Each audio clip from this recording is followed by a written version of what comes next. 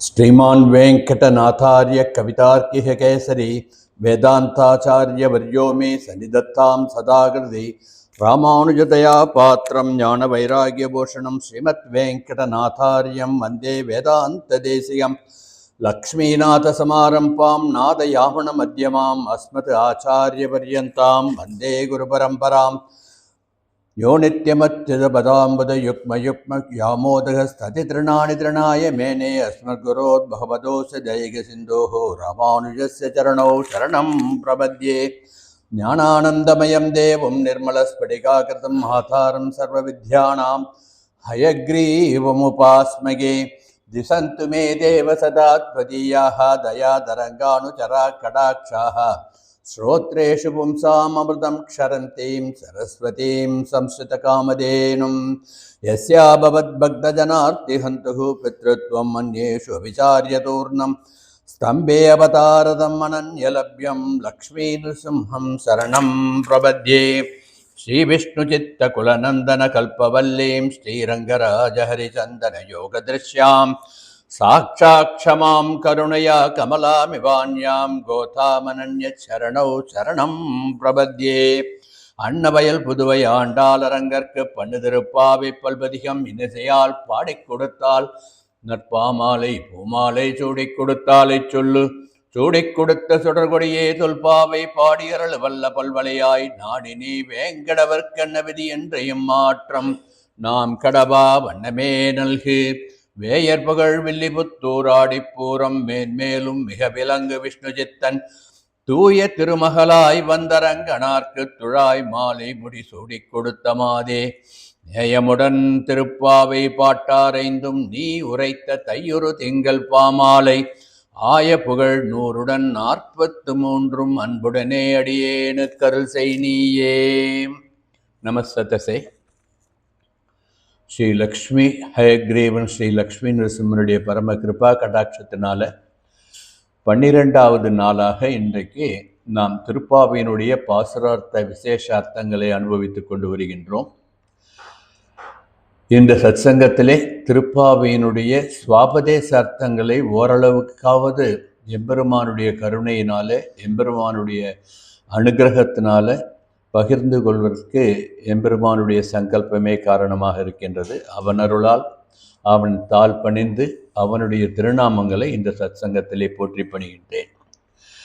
வழக்கம் போல கோதாஸ்துதி என்று ஆண்டாள் நாச்சியாருடைய பிரபாவத்தை போற்றி சுவாமி நிகமாந்த மகாதேசிகன் நமக்கு பிரசாதித்து அருளியிருக்கின்ற அந்த கிரந்தத்திலிருந்து 12வது ஸ்லோகத்தை இன்று அனுசந்தானம் பண்ணிவிட்டு தொடர்ந்து திருப்பாவையினுடைய பாசுரார்த்த விசேஷங்களை அனுபவிப்போம். பிராயேன தேவி பவதி வியபதேச யோகாத் கோதாவரி ஜகதிதம் பயசா புனீதே யஸ்யாம் சமேத்ய சமயேஷு சிரம் நிவாசாது பாகீரதி பிரபருதேயேபி பவந்தி புண்ணியாக என்பது கோதாஸ்துதியினுடைய 12வது ஸ்லோகம். இதில் சுவாமி தேசிகன் என்ன சாதிச்சிருக்காருன்னா, விசேஷ காலங்களில் கங்கையினுடைய நீர் கூட கோதாவரியிலே வந்து கோதாவரி நதி புண்ணிய தீர்த்தமாக மாறிவிடுகின்றது என்று புராணங்கள் சொல்கின்றனவே, அந்த விசேஷ காலங்களில் கோதாவரி நதி தன்னிடத்தில் கூடும் மற்ற நதிகளை மட்டுமல்லாது உலகத்தையே தூய்மையாக்கின்றது அல்லவா? இப்படி கோதாவரி நதிக்கு தூய்மையாக்குவது எங்கனம் வந்தது என்று பார்த்தால், கோதா என்று உன்னுடைய பெயரை அந்த நதி தன் பெயரில் வைத்து கொண்டிருப்பதனால்தான் லோகக்ஷேமமாக கோதாவரி அனைவருக்கும் அருள் புரிகின்ற பாக்கியத்தை பெற்றிருக்கின்றதோ என்று சுவாமி நிகமாந்த மகாதேசிகன் அனுபவித்திருக்கின்றார். இந்த வகையிலே கோதாஸ்துதியினுடைய 12வது ஸ்லோகத்தினுடைய அர்த்தத்தை மனதில் வைத்துக்கொண்டு இப்பொழுது தொடர்ந்து 12வது திருப்பாவையை அனுசந்தானம் பண்ணுவோம். கனைத்து இளம் கற்றருமை கன்றுக்கு இறங்கி நினைத்து முலை வழியே நின்று பால் சோர நனைத்து இல்லம் சேராக்கும் நற்செல்வன் தங்காய் பனித்தலை வீழ நின் வாசல் கடைபற்றி செனத்தினால் தென்னிலங்கை கோமானை செற்ற மனத்துக்கினியானை பாடவும் நீ வாய்திரவாய் எனித்தான் எழுந்திராய் ஈதென்ன பேருறக்கம் அனைத்தில்லத்தாரும் அறிந்தேலோர் எம்பாவாய் என்று இந்த பாசுரத்தை அனுபவித்திருக்கின்றார். வழக்கம் போல பாசுரத்தினுடைய பிரதிபத அர்த்தங்களை அனுபவித்துவிட்டு தொடர்ந்து ஓரளவுக்காவது சுவாபதேசத்தை நாம், அதாவது சுவாபதேசம்னா உள்ளுரை பொருள், மறைவாக இருக்கின்ற பொருள், வெளிப்படையாக தோன்றாத பொருளை நமது பூர்வாச்சாரியார்கள் எப்படி நமக்கு அனுகிரகித்திருக்கின்றார்களோ அந்த வகையிலே ஓரளவுக்காவது அனுபவிப்போம் என்று பிரார்த்திக்கின்றேன். இப்பொழுது பாசுரத்தினுடைய பிரதிபத அர்த்தத்தை முதலில் அனுபவிப்போம். இதை அனுபவிப்பதற்கு முன் ஒன்றை நினைவில் கொள்ள வேண்டும். இந்த பாசுரம் தத்துவங்கள் நிறைந்த பாசுரம் ஆகையினால சற்று ஆழமாக சிந்திக்க ஒரு கட்டாயம் ஏற்படுகின்றது. கணைத்தில் மேற்படியாக மேலோட்டமாக பார்த்தோம் என்றால் இது எல்லா பாசுரம் போல் இதுவும் ஒரு பாசுரம் என்று போய்விடும். ஆனால் சுவாபதேசம் அனுபவித்தால் இதில் பல தத்துவங்களை, பகவத்கீதையிலே எம்பெருமான் சொன்ன தத்துவங்களை பகவத்கீதையிலே சொல்லி இருக்கின்றாள் என்று அனுபவிக்கும்படி இருக்கும். அதை நாம் அனுபவிப்போம். கனைத்து இளம் கற்றருமை என்று பாசுரம் தொடங்குகின்றது. கனைத்து இளம் கற்றருமை என்பது பால் கறப்பதற்கு ஆள் இல்லாமையினால் தன் முளைக்காம்பு கடுகடுத்து கணைக்கின்றதாம் எருமை. கனைத்து இளம் கற்றருமை என்று சொல்லுவதனால் அப்பொழுதுதான் கன்றினை ஈன்ற இளம் எருமை என்று இங்கு சொல்லுகின்றால், கன்றுக்கு இறங்கி தன்னுடைய கன்றினை நினைத்து அந்த எருமை மாடு நினைத்து முலை வழியே நின்று பால் சோர, அந்த கன்றினை நினைத்த உடனேயே அந்த கன்று வந்து தன்னிடம் பால் அருந்தாவிட்டாலும் உடனேயே பால் சுரக்க ஆரம்பித்து விட்டதாம். நினைத்து முலை வழியே நின்று பால் சோர நனைத்து இல்லம் சேராக்கும். இப்படி தன் கன்றினை நினைத்த நினைவிலேயே பால் சுரக்க தொடங்கிவிட்ட அந்த எருமையினுடைய பாலினால் அந்த ஆயனுடைய இல்லமே தரையே சேறு போல் ஆகிவிட்டதாம், பால் சேறு ஆகிவிட்டதாம். நனைத்து இல்லம் சேராக்கும் நற்செல்வன் தங்காய். இத்தகைய வளம் மிக்க செல்வத்தையுடைய வளம் மிக்க வள்ளல் பெரும்பசுக்கள், பசுக்கள் என்பது இங்கு எருமையும் சேர்த்தே குறிக்கும். அத்தகைய செல்வத்தை உடைய அந்த ஆயனை நினைத்து நனைத்து இல்லம் சேராக்கும் நற்செல்வன் என்று அந்த ஆயனை நற்செல்வன் என்ற ஒரு அடைமொழியிட்டு அவன் செல்வம் மிகுந்தவன், இந்த கறவைகளுடைய செல்வம் மிகுந்தவன் என்று மேம்போக்கான அர்த்தத்தை நாம் எடுத்துக்கொள்ளலாம். அடுத்து பனித்தலை வீழ என்று சொல்லுகின்றாள். மார்கழி மாதம் என்றாலே முன்பனி காலம் அல்லவா, பனி நன்றாக கொட்டுகின்றது. அந்த பனி எங்கள் தலையில் விழும்போது கூட நின் வாசல் கரை பற்றி உன்னுடைய இல்லத்தினுடைய வாசலிலே வந்து நின்று சினத்தினால் தென்னிலங்கை கோமானை செற்றை என்று ராமபிரானுடைய வைபவத்தை பாடி பரவுகின்றோம். ராமனுடைய பெருமையை போற்றி பாடுகின்றோம். ராமனுடைய கோபம் எத்தகையது, அது தென்னிலங்கை கோமானான ராவணனை எப்படி மாய்த்தது என்ற அந்த விருத்தாந்தத்தை நினைத்து எம்பெருமானுடைய பெயரை சொல்லி பாடிக்கொண்டிருக்கின்றோமே. நீ வாய் திறவாய், இது கூட கேட்காமல் இன்னும் நீ வாயை கூட திறக்காமல் உறங்குகின்றாயா? இனித்தான் எழுந்திராய், இவ்வளவு சொல்லியும் எழுந்திருக்காமல் உறங்குவது நியாயமா? இதென்ன பேருறக்கம்? இப்படி ஒரு உறக்கம் உறங்குவாயா? நேற்றைய பாசுரத்தில் என்ன அனுபவித்தோம்? அந்த கும்பகர்ணன் தோற்றும் உனக்கே பெருந்துயில்தான் தந்தானோ என்றால், இன்றைய பாசுரத்திலே இனித்தான் எழுந்திராய், இப்போ கூட எம்பெருமானுடைய புகழ் பாடுகின்ற சப்தம் கேட்டு கூட நீ எழுந்திருக்க மாட்டாயா என்று கேட்டு அனைத்தெல்லத்தாரும் அறிந்தார்கள். எல்லாரும் வந்துட்டா பாரு, இவெல்லாம் நீ தூங்குறான்ட்டு உன்னை பரிகாசம் பண்ண மாட்டாளா? இனித்தான் எழுந்திராய், இதென்ன பேருறக்கம்? அனைத்தெல்லத்தாரும் அறிந்தார்கள். அனைத்து இந்த ஊரில் இருக்கின்ற எல்லோரும் உன் வாசலிலே வந்து நின்று எம்பெருமானுடைய திவ்ய நாமத்தை சொல்லிக் கொண்டிருக்கின்றோமே, இது எல்லோரும் தெரிந்துவிட்டதே, இன்னும் உறங்குவது நியாயமா என்ற வகையிலே கேட்டு ஏல் ஓர் எம்பாவாய் என்று வழக்கம் போல இந்த பாசுரத்தை முடிக்கின்றாள். ஏல் என்றால் ஆராய்ந்து தெளிந்து, ஓர் என்றால் உணர்ந்து, எம்பாவாய் என்னுடைய தோழியே எழுந்து வருவாயாக என்று அழைப்பதாக பாசுரத்தினுடைய வெளிப்படையான அர்த்தம். நாம் என்னதான் சுவாபதேசம் சொல்லிக் கொண்டிருந்தாலும், சுவாபதேசம்னா உள்ளுரை பொருள் சொல்லிக் கொண்டிருந்தாலும், பாசுரத்தினுடைய உண்மையான அர்த்தம் மனதிலே வந்தால்தான் நம் வார்த்தையிலே அது வெளிப்படும். வார்த்தையிலே வெளிப்படுவது ஒரு விதமாக இருந்தாலும் மனதிலே நாம் எப்படி அனுபவித்தோம் என்பதை வாசல்ல கோலமாக காட்டியிருக்கா மாமி பாருங்க. இன்னைக்கு என்ன விருத்தாந்தம் பார்க்குறோம். தென்னிலங்கை கோமானை சற்ற என்ற பாசுர வரியை நினைத்து கொண்டு தென்னிலங்கை கோமானை சற்றது யார்?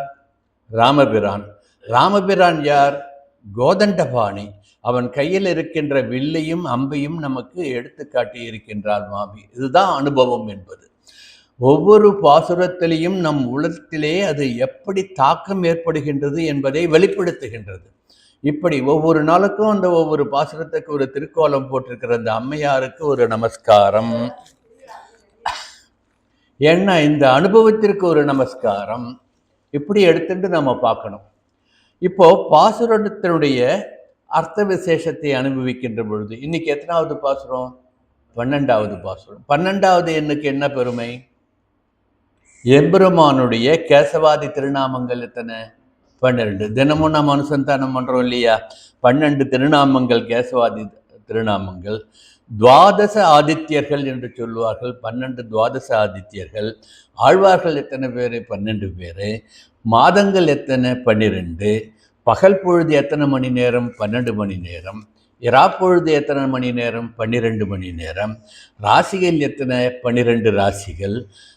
தமிழில் உயிரெழுத்து எத்தனை? 12. இப்படி சொல்லிக்கொண்டே போகலாம். 12 என்ற எண்ணுக்கு ஒரு சிறப்பு இருக்கின்றது. ஆகையினால்தான் இந்த 12வது ஸ்லோகத்திலே கோதா பிராட்டி பகவான் ஸ்ரீகிருஷ்ணன் பகவத்கீதையிலே உபதேசம் பண்ண ஒரு பெரிய தத்துவத்தை சுவாபதேசமாக நமக்கு இந்த 12வது ஸ்லோகத்திலே எடுத்து காட்டி இருக்கின்றாள். ஆகவே இது பகவத்கீதை. இந்த பகவத்கீதையிலே இந்த 12வது பாசுரத்திற்கு என்ன சிறப்புன்னா, தத்துவார்த்தமாக இந்த பாசுரத்தை நாம் மனதிலே கொள்ள வேண்டும். வெளிப்படையான அர்த்தம் அனுபவிப்பது ஒரு முறை, சுவாபதேசத்திலே தத்துவத்தை என்ன சொல்லி இருக்கின்றாள் என்று அனுபவிப்பது மற்றொரு முறை. அந்த வகையிலே இந்த பாசுரம் பகவத்கீதையிலே எம்பெருமான் கண்ணன் உபதேசித்த கர்மா அகர்மா விகர்மா என்ற தத்துவத்தை உபதேசிக்கின்ற பாசுரமாக இருப்பதனால் இந்த பாசுரம் ஒரு சிறப்பான பாசுரம் என்று நாம் அனுபவிக்க வேண்டும். நேற்று பாசுரத்தை முடிக்கும் பொழுது நேற்றைய அனுபவத்தில் கண்ணனை நினைக்காத மனமும் கண்ணனுக்காக உருகாத உள்ளமும் கண்ணனுக்காக ஒழிக்காத ஆசையும் எதற்கு என்று கேட்டோம் அல்லவா? கண்ணனுக்கே ஆவது காமம் என்று பாடினார் அல்லவா? ஆகவே எல்லா ஆசையும் கண்ணனுக்கே, சர்வம் கிருஷ்ணார்ப்பணம் என்று நேற்று அனுபவிச்சதை மனசில் வச்சிருந்து இந்த 12வது பாசுரத்தை நாம் தொடங்கி இதனுடைய சுவாபதேசத்தை அனுபவிப்போம். கர்மா அகர்மா விகர்மா என்ற தத்துவத்தை ஓரளவுக்கு தொட்டு பார்ப்போம். அதுதான் முடியும்.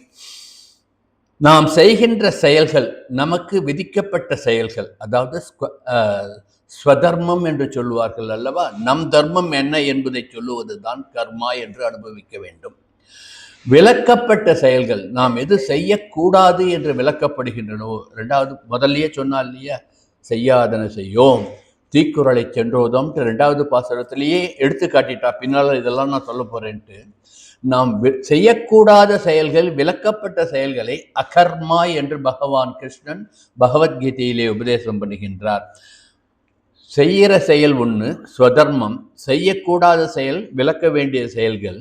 இன்னொன்று விபரீதமான செயல்கள், தெரிஞ்சே தவறு பண்ணுகின்ற செயல்கள், அதை விகர்மா என்று சொல்லுவார்கள். இப்படி கர்மா அகர்மா விகர்மா என்ற 3 தத்துவத்தை, செயலில் செயலின்மையையும் செயலின்மையில் செயலையும் காண்பவனே அறிஞன் என்று.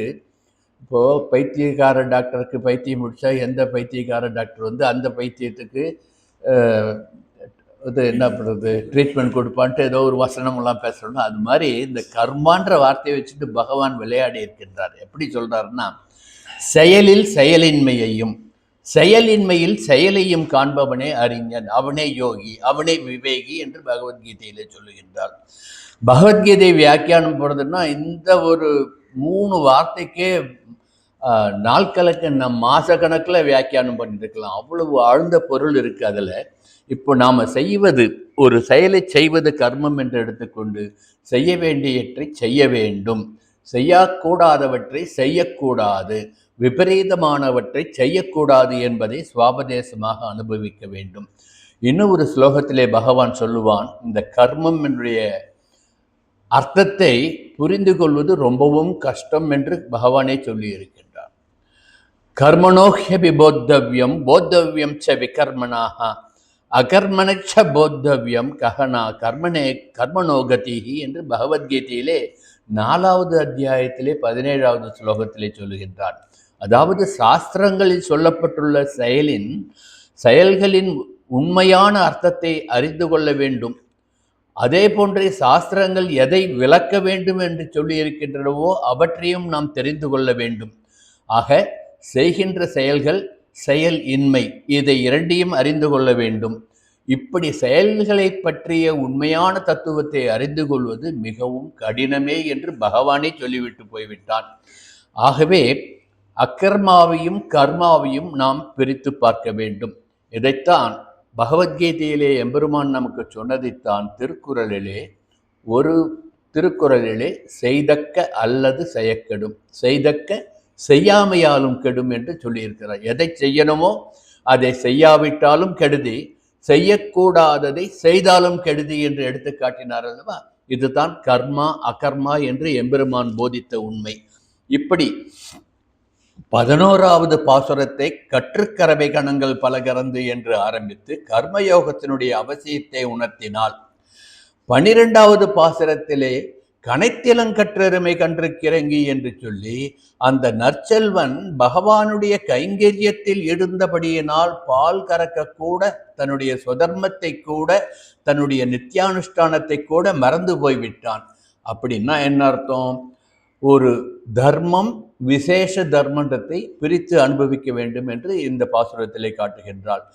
தர்மத்தை எப்பொழுது மீறலாம் என்றால், விசேஷ தர்மம் அனுஷ்டிக்க வேண்டி இருந்தால் தர்மத்தை மீறுவதும் தப்பாகாது என்று இந்த பாசுரத்திலே நமக்கு எடுத்து காட்டுகின்றாள். இதுதான் விகர்மாவிலே கர்மாவை கான் என்று பகவான் கிருஷ்ணன் உபதேசித்ததாகும். தர்மத்தை காக்க வேண்டிய அவசியம் கருதி பொய் சொன்னால் கூட அது தவறாகாது, அது அதர்மமாகாது என்று நமக்கு மறைமுகமாக உணர்த்துகிறான். ஆகையினால்தான் திருவள்ளுவர் கூட பொய்மையும் வாய்மை எடுத்து ஒரு நல்லது செய்யறதுக்காக ஒரு பொய் சொன்னா கூட அது நன்மைதான் என்று எடுத்துக்கொள்ள வேண்டும் என்று சொன்னார் அல்லவா? இதை விளக்குவதற்காக நம் பூர்வாச்சாரியர்கள் ஒரு அற்புதமான கதையை எடுத்து நமக்கு விளக்குவார்கள். ஒரு காட்டில் ஒரு வேடனுக்கு என்ன சுதர்மம்? மிருகங்களை வேட்டையாடுவது அவன் சுதர்மம். அப்போ அவன் என்ன பண்றான்? மிருகங்கள் என்ற பொழுது பசுவோ எருமையோ மானோ குதிரையோன்னு பார்க்க மாட்டான். மிருகனுடைய அந்த உணவு அவனுக்கு தேவை, அது அவனுடைய சுதர்மம் என்று மிருகத்தை வேட்டையாட செல்கின்ற பொழுது ஒரு பசுவை வேட்டையாட துரத்தி செல்கின்றான். அந்த பசு ஓடிப்போய் அந்த காட்டில் இருந்த ஒரு ரிஷியோட ஆசிரமத்துக்குள்ள பூந்துட்டான். ஏன்னா உயிருக்கு பயந்து ஓடுறது. அப்போ போன உடனே அந்த வேடன் துரத்திட்டு வந்தான் இல்லையா, அவன் இந்த ரிஷியை பார்த்து கேட்குறானா, இங்கே ஒரு பசுவை துரத்தி கொண்டு வந்தேனே, அது இங்கே வந்துதா என்று கேட்டார். ரிஷி பார்த்தார், கண்ணால பார்த்தார், பசு தன்னுடைய ஆசிரமத்துக்கு உள்ளே போனது. இப்போ அவருடைய சுதர்மம் என்ன? கோ சம்ரக்ஷணம், பசுவை காப்பாற்ற வேண்டும். அந்த சுதர்மத்தை அவர் மீறலாமா? பசுவை உள்ளதான் இருக்கு போனா அந்த பசுவை அவன் கொன்று விடுவான். அப்போ பசுவதைக்கு காரணமாகி விடுவார். பொய் சொல்லக்கூடாது என்பதும் அவருடைய சுதர்மம். பொய் சொல்லலாமா? பசு இங்கே இல்லைன்னு பொய்யும் சொல்லக்கூடாது. பார்த்தார் ரிஷி, இவங்கிட்ட பொய்யும் சொல்லக்கூடாது, என்னுடைய சுதர்மத்தையும் காப்பாற்றி கொள்ள வேண்டும் என்பதற்காக கண் பேசாது, காது பார்க்காதுன்ட்டு அப்படி பார்த்தது பேசாது, கேட்டது பார்க்காதுன்னு எடுத்துக்கோங்க. அதை நான் கண் கேட்காது என்று சொன்னேன். கண்ணால் தான் நம்ம பார்க்கிறோம், கண்ணால் கேட்க முடியாது. காதால் கேட்குறோம், காதால் பேச முடியாதுன்றார். அவன் இந்த தாடி மிசியமாக இருந்த ரிஷியை ஒரு தடவை இறங்க பார்த்துட்டு, இது ஒரு போல இருக்கு, இவருக்கு புத்தி சரியில்லை போல இருக்குன்னு நினச்சிட்டு போயிடுறான் வேடன். இப்பொழுது பசு காக்கப்பட்டது. இங்கு ரிஷி தன்னுடைய சுதர்மத்தை காப்பதற்காக பொய் சொன்னாரா? இல்லையே. கண்ணு கேட்காதுன்னார், உண்மைதானே. அது காது பார்க்காதுன்னார், அதுவும் உண்மைதானே. அவர் பொய்யும் சொல்லவில்லை, உள்ளே இருக்கின்ற பசுவையும் காட்டி கொடுக்கவில்லை, தன்னுடைய சுதர்மத்தை காப்பாற்றினார். ஆக ஒரு தர்மத்தை மீறுவது கூட விசேஷ தர்மத்தை செய்வதற்காக ஏற்புடையது என்பதைத்தான் கர்மாவில் விகர்மாவைக்கான் என்று பகவான் நமக்கு அனுகிரகம் உபதேசித்தான் பகவத்கீதையிலே. அந்த பகவத்கீதை வாக்கியத்தை தான் கனைத்து இளம் கற்றெருமை என்று பாசுரத்தை தொடங்குகின்றாள் ஆண்டாள் நாச்சியார். ஏன் இந்த எருமை மாடு குமிரி தானாகவே பால் பிழிந்தது? இவன் சரியான நேரத்தில், நேற்று பார்த்தேன் இல்லையா, சூரியோதயம் வந்துடுத்து பால் கறக்கிற நேரம் ஆயிடுத்துன்னு பார்த்தோம். அந்த நேரத்தில் இவன் பால் கறந்திருந்தால் அந்த எருமை தானாக பால் சுரந்திருக்காது. அப்பொழுது இவன் பால் கறக்க மறந்து போய்விட்டான். அப்போ அவனுக்கு வேற என்ன தொழில் பண்ணான்? எம்பெருமானுக்கு கைங்கரியம் பண்ண போய்விட்டான். ஆகவே தன்னுடைய நித்தியானுஷ்டானமாக, நித்திய கர்மாவாக தனக்கு விதிக்கப்பட்ட அந்த செயலாகிய பால் கறவை தொழிலை கூட செய்யாமல் எம்பெருமானுக்கு விசேஷ கைங்கரியமாக செய்ய சென்றதனால் கனைத்து இளம் கற்றெருமை தானாகவே பால் சுரந்தது என்று வியாக்கியானம் சொல்லுவார்கள் பெரியவர்கள். இப்படி பால் கறப்பார் என்று இளங்கன்றுகளுடைய எருமைகளின் முளைக்காம்புகள் கடுத்து அவை தங்களது கன்றினை நினைத்த மாத்திரத்திலேயே பால் சுரந்து அந்த இல்லத்திலே எங்கும் பால் சேறு ஆகிவிட்டது என்று அனுபவிக்கின்றார் கனைத்து இளங்கற்றெருமை. இதுக்கு வியாக்கியான சக்கரவர்த்தி கஜேந்திரனை ரட்சிக்க பகவான் குமிரியது போன்று என்று பெரியவச்சான் பிள்ளை இதுக்கு வியாக்கியானம் சொல்லுவார். பகவான் தன்னுடைய மேல் உத்திரியும் கீழே விழுந்தது கூட பார்க்காம, கருடன் தன்னை அழைத்து போக வேண்டும் கூட நினைக்காம கருடன் கீழே பெருமாளை தாங்கிட்டு அவசரமா ஓடி வந்துட்டாராம். ஏன்னா தன்னுடைய பக்தனை காப்பாற்றுகின்ற அந்த பாரிப்பு, அந்த ஆதூரம், அதைத்தான் கஜேந்திர மோட்சத்தை எடுத்துக்காட்டி இதற்கு வியாக்கியானம் சொல்வார் பெரியவாச்சான் பிள்ளை. இப்படி ஒரு விதமான அனுபவம் கனைத்து இளம் கற்றெருமை என்பதற்கு. கீழ்ப்பாசுரமாகிய 11வது பாசுரத்திலே அந்த தோழியை எப்படியெல்லாம் புகழ்ந்து பேசினார். பொற்கொடியே, புனமையிலே, செல்வ பெண்டாட்டி, இப்படியெல்லாம் சொல்லி பெண்மையை கொண்டாடிய ஆண்டாள் நாச்சியார் இந்த பாசுரத்திலே தாய்மையின் உன்னதத்தை போற்றுகின்றாள். பால் நினைந்தூற்றும் தாயினும் சால பரிந்தினி. நாராயண நாம எனக்கு என்ன தரும்? பெற்றதாயினும் ஆயின செய்யும் தாழ்வார் அனுபவிச்சார் அல்லவா நாராயண நாமத்தை சொல்வதற்கு. அப்போ தன்னுடைய குழந்தையை காப்பாற்றுவதற்கு தாயுணர்வை தவிர ஒரு மேலான உணர்வு இல்லை என்பதை எடுத்து காட்டுவதாக தாயுணர்வை இந்த பாசுரத்திலே எடுத்து காட்டுகின்ற விதமாக கனைத்து இளம் கற்றெருமை கன்றுக்கு இறங்கி நினைத்து முளை வழியே, தன்னுடைய குழந்தை தன்னுடைய கன்றை நினைத்த மாத்திரத்திலேயே பால் சுரக்க ஆரம்பித்து விட்டதாம். இந்த இடத்துல பெரியவா அனுபவிக்கும் பொழுது எருமைக்கும் பசுவுக்கும் உள்ள வித்தியாசத்தை சொல்லுவார்கள். நீங்கள்லாம் ஆற்றுல பசுமாடு வச்சுருந்தா அந்த அனுபவம் நிச்சயமா நமக்கே தெரியும். பசுமாடு என்ன பண்ணும், தன்னுடைய குழந்தைக்கு வேணுன்றதுக்காக மடியை சுருக்கிட்டு பால் கொடுக்காது. கொஞ்சம் பால் நிறுத்தி வச்சுக்குமா. ஏன்னா இவன் ஃபுல்லாக கறந்துட்டா, முழுசமாக கறந்துன்னு போயிட்டானா என் குழந்தைக்கு பால் இல்லாமல் போயிடுமேட்டு கொஞ்சம் மறைத்து வைத்து கொள்ளுமாம், மறுக்குமாம் பால் கொடுக்க. ஆனால் எருமை அப்படி கிடையாது, வெகுளி. குழந்தையை நினைச்ச மாத்திரத்திலேயே பால் கறந்து விடுகின்றது என்கிறார்கள். இது உண்மை, நிதர்சனமாக நம் வாழ்க்கையில் பார்க்கலாம். ஆக தாய்மையின் சிறப்பை இந்த பாசுரத்திலே சொல்லுகின்றாள் என்று நாம் அர்த்தப்படுத்திக் கொள்ளலாம். இந்த பாசுரத்திலே இந்த எருமை மாடு தன்னுடைய கன்றை நினைத்த மாத்திரத்திலேயே பால் சுரந்தது என்று சொல்லுகின்றாள் அல்லவா. இந்த அனுபவத்தை பெரிய திருமொழியிலே திருமங்கையாழ்வார் அற்புதமாக திருநறையூர் எம்பிரானை மங்களாசாசனம் பண்ணும் பொழுது பாடியிருக்கின்றார். கரவா மடனாக தன் கன்று உள்ளினார் போல் என்று பாசுரத்தை தொடங்குகின்றார். இங்கு கனைத்து இளம் கற்றெருமை கன்றுக்கிறங்கி என்று ஆண்டாள் நாச்சியார் சொல்லி இருக்கின்றார். கரவா மடனாக தன் கன்று உள்ளினார் போல மறவாது அடியேன் உன்னையே அழைக்கின்றேன், நரவார் பழுசோர் நரையோர் நின்ற நம்பி பிறவாமை அணைப்படி எந்த எம்பிரானே. இதுல மற்ற 3 வரியும் விட்டுடுவோம். முதல் வரி கனைத்திலன் கற்றெருமை கன்றுக்கிறங்கி நினைத்து முளை வழியே நின்றுபால் சோரை என்று இந்த பாசுரத்திலே ஆண்டாள் அனுபவித்ததை கரவா மடனாக தன் கன்று உள்ளினார் போல் தன் குழந்தையாகிய கன்றை மனத்துக்குள்ளே நினைத்து கொண்டு அந்த மட நாகு பால் கறந்தது போன்று ஆழ்வார் அனுபவித்ததைத்தான் ஆண்டாள் நாச்சியாரும் இந்த பாசுரத்திலே அனுபவிக்கின்றாள் என்று நாம் அனுபவிக்கலாம். இது ஒரு விதமான அனுபவம். கனைத்திலன் கற்றெருமை கன்றுக்கிறங்கி நினைத்து முளை வழியே நின்றுபால் சோரை என்பதை கருணைமிக்க ஆச்சாரியர்கள் என்றும் நாம் எடுத்துக்கொள்ளலாம். கருணைமிக்க ஆச்சாரியர்கள் கன்றுகளாகிய நமக்கு சிஷ்யர்களுக்காக ஞானமாகிய பாலை வாரி வழங்கி கொண்டிருக்கின்றார்கள். சிஷ்யன் ஏற்ற களமாக இருந்து விட்டால் சிஷ்யன் கேட்டாலும் கேட்காவிட்டாலும் அனுகிரகித்து கொண்டே இருக்கின்றார்கள் அல்லவா ஆச்சாரியர்கள்.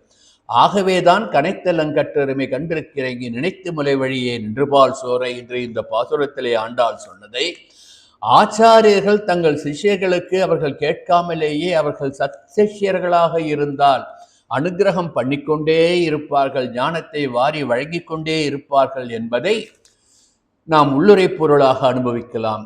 இந்த பிரமாணத்தை சுவாமி நிகமாந்த மகாதேசிகனும் அமிர்தாஸ்வாதினி பாசுரம் ஒன்றிலே சொல்லியிருப்பதை ஏற்கனவே நாம் கீழ்ப்பாசுரத்திலே அனுபவித்தோம். அதை இங்கு ஞாபகப்படுத்துகின்றேன். கருக்கும் கருத்துடை தேசிகர் கன்று என நம்மை எண்ணி சுரக்கும் சுரபிகள் போல் சுருகின்றனர் சொல்லுமுதே.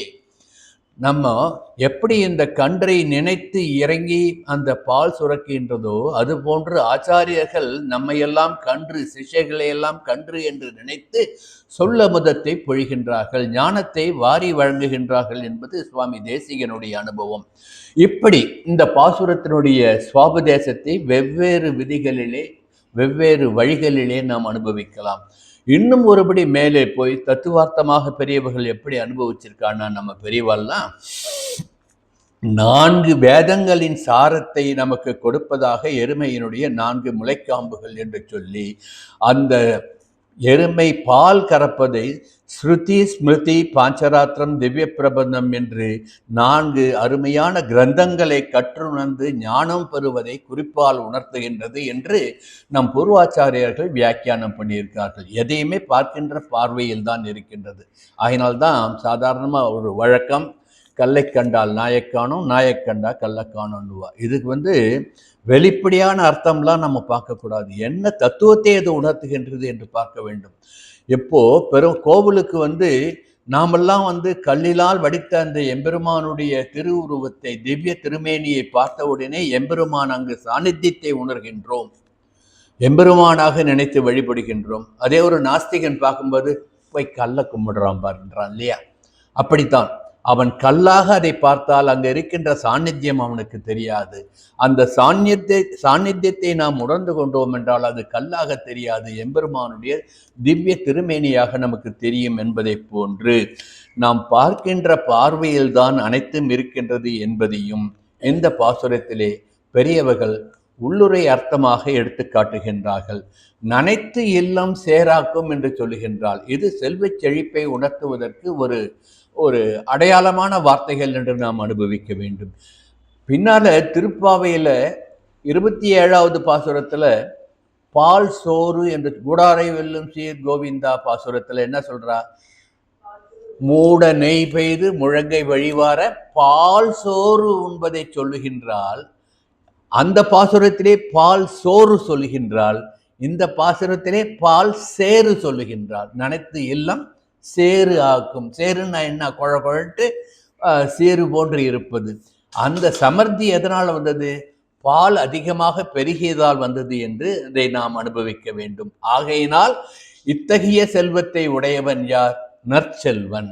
அவன் ஒரு வளம் மிக்கவன். என்ன செல்வம் அவனுக்கு இருக்கின்றது?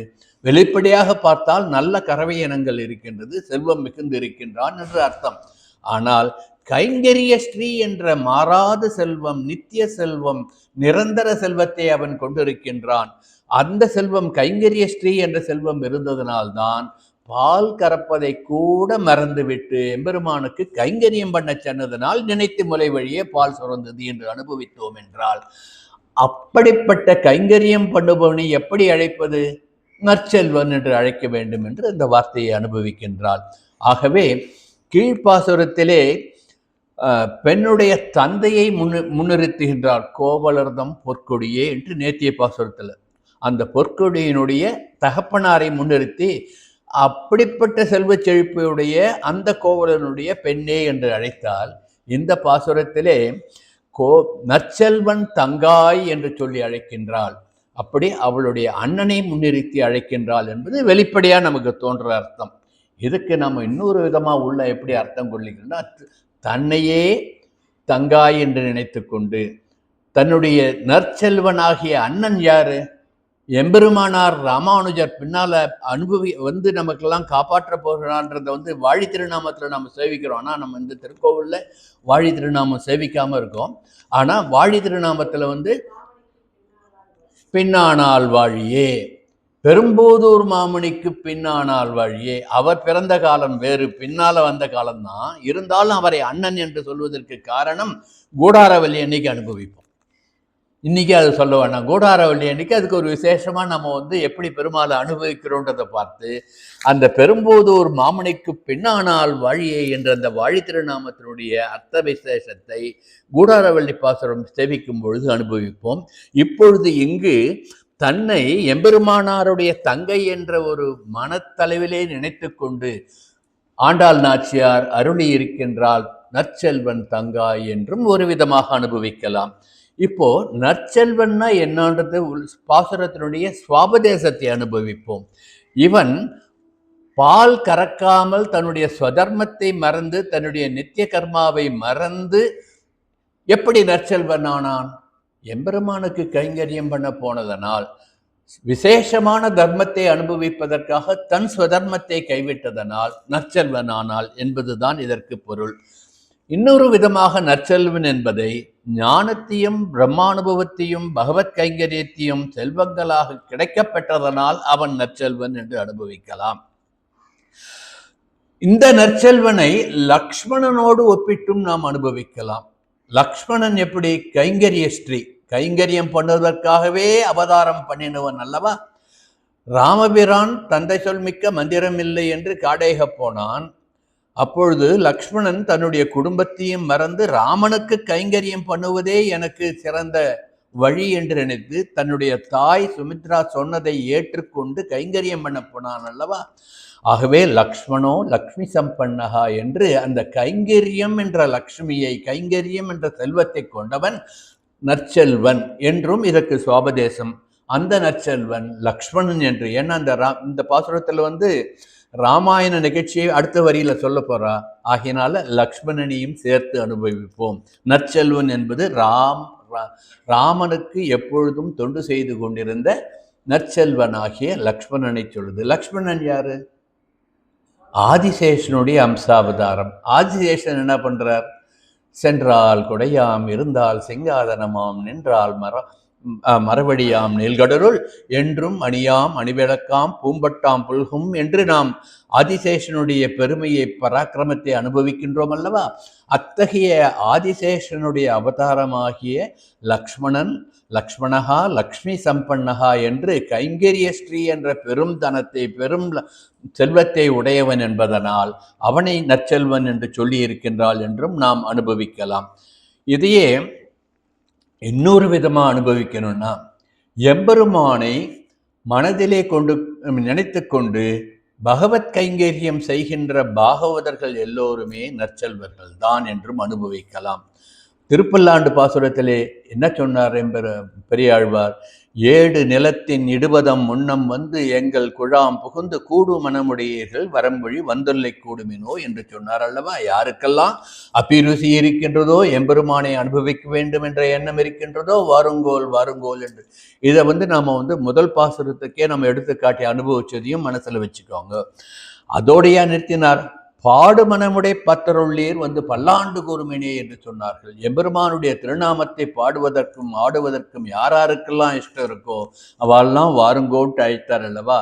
ஆகவே இந்த நற்செல்வன் என்பதை பாகவதர்களாகிய நம் அனைவரையும், எம்பெருமானை நம் உள்ளத்திலே போட்டிக் கொண்டிருக்கின்ற அனைவரையுமே குறிப்பதாகவும் ஒரு சுவாபதேசம் எடுத்துக்கொள்ளலாம். அடுத்த பாசுர வரிக்கு போவோம். நினைத்து முளைவழியே நின்று பால் சோர என்று சொல்கின்றால் அடுத்த வரியிலே. கன்று ஊட்டிய பிறகு கூட வளம் மிக்க பசுக்களாக, வளமிக்க எருமைகளாக அங்கு இருந்த அந்த கறவை செல்வங்கள் கன்று கொடுத்தது போகவும் ஆயர்கள் கறந்தது போகவும் மிகுந்து பாலை சொரிந்து கொண்டே இருந்தனவாம். ஆகையினால் அந்த வீடு பார்ச்சேறு ஆகிவிட்டது என்று அனுபவிக்கலாம். நற்செல்வன் தங்காய் பனித்தலை வீழ நின் வாசல் கடைபற்றி என்று சொல்கின்றாள். மார்கழி மாசம் பனி விழற காலம்.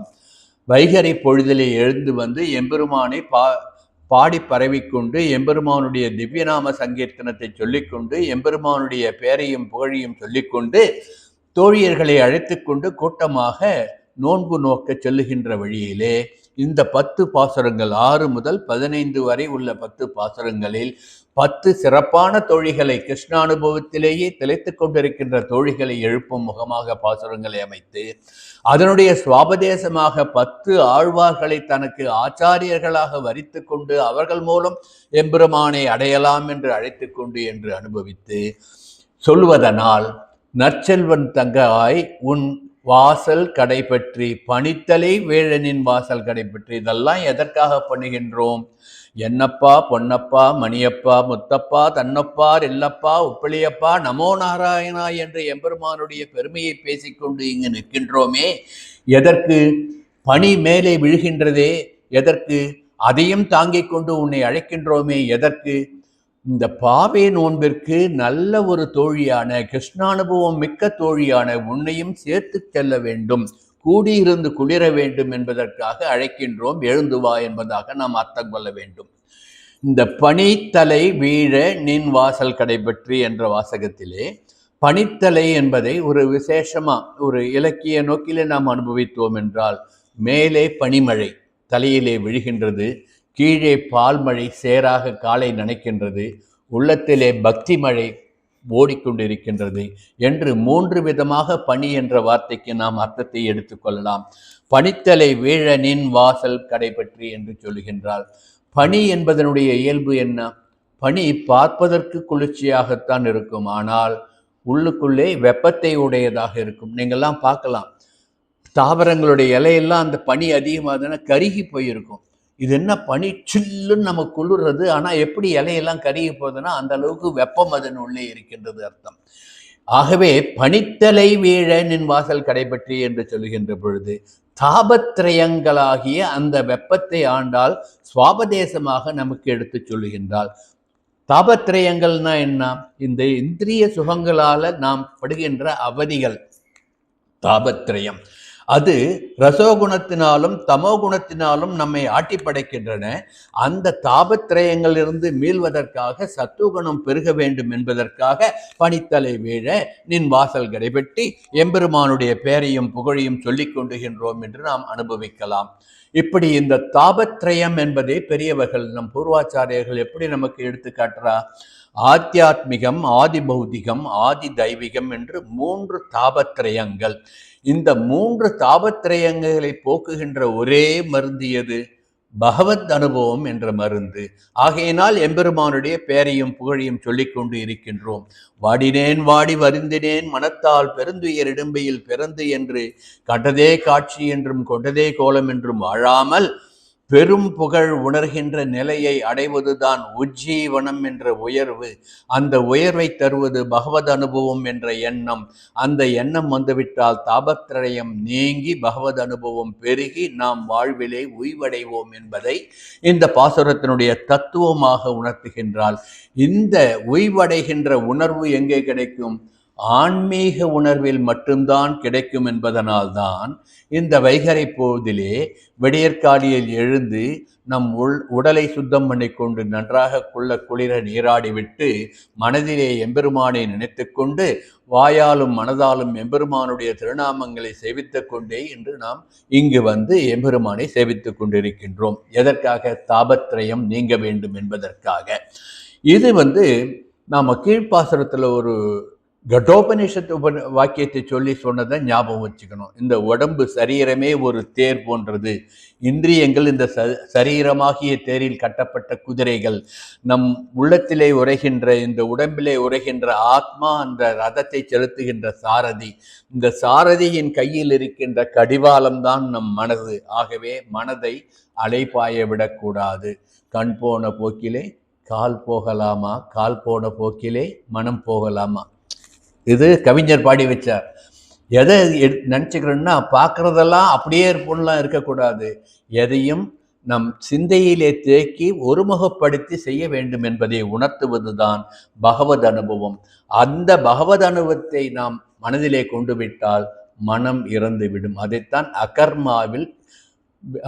கர்மாவில் அகர்மாவை காண், விகர்மாவில் அகர்மாவை கான், கர்மா விகர்மா இரண்டிலும் விகர்மாவை கான் என்று பகவத் அனுபவத்தை எம்பெருமான் ஸ்ரீ கிருஷ்ணன் பகவத்கீதையிலே நமக்கு உபதேசம் பண்ணினார். ஆகவே பணி என்ற இந்த ஒற்றை சொல்லிலே பகவத்கீதையில் எம்பெருமான் உபதேசம் பண்ணின அத்தனை அர்த்தங்களையும் ஆண்டாள் நாச்சியார் சொல்லி இருக்கின்றார். அதுதான் ஆண்டாளுடைய திருப்பாவையினுடைய சிறப்பு. தன்னை ஆசிரியப்பவர்களை பெருமாள் எப்படி அனுபவிப்பான் என்பதை கீழ்ப்பாசுரத்திலே அனுபவித்தோம். ஆவாய் என்று ஆராய்ந்து அருள்வான் என்று அனுபவித்தோம் அல்லவா? ஆகவே நாராயணன் கருணாசாகரன். அவன் குணம் பார்த்து கொள்ளுகையும் குணமின்மை பார்த்து கைவிடுகையும் இல்லாதவன். கைவிடுகைக்கு காரணமான வெறுப்பும் கை கொள்ளுகைக்கு காரணமான விருப்பும் இல்லாதவன்.